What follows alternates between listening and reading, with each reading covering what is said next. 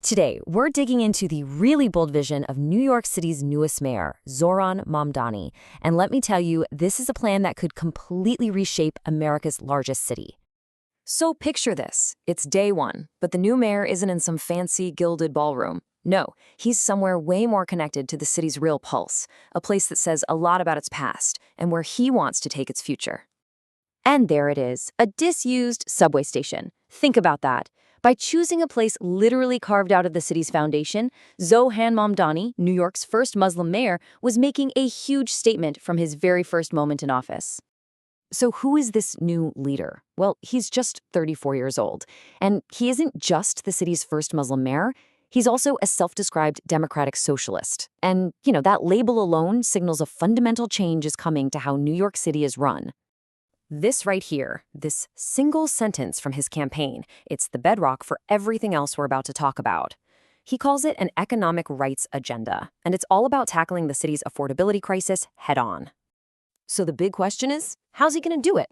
Okay, let's break down the first pillar of his policy, going after the single biggest expense for pretty much every New Yorker, the rent.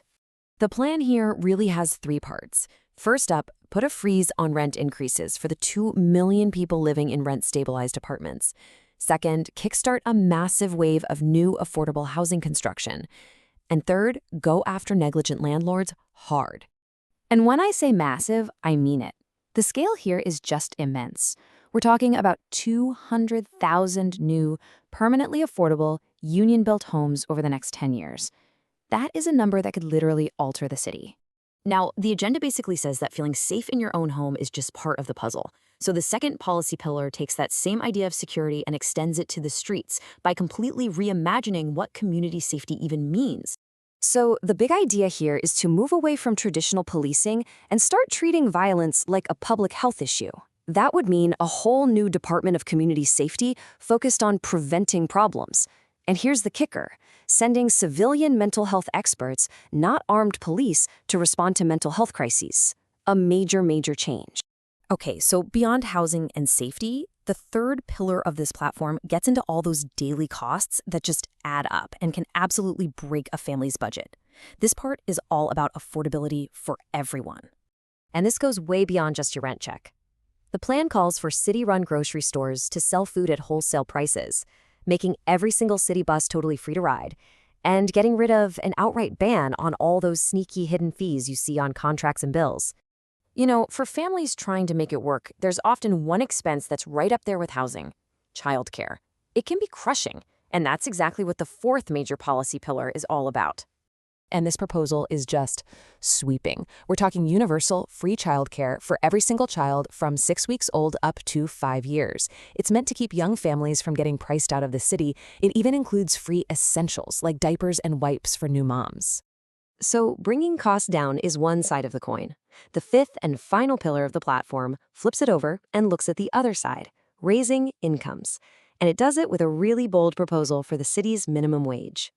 The proposal is to more than double the current minimum wage.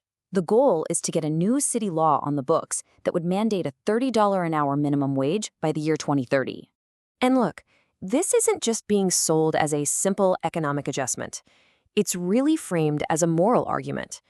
The whole idea is clear. In the richest city in the world, having a minimum wage job should not mean you have to live in poverty. Period. Of course, an agenda this ambitious, it comes with a massive price tag. And that brings us to the question I'm sure is on your mind. How on earth do you pay for all this? Well, the estimated annual cost for all these programs comes out to a pretty staggering $10 billion a year.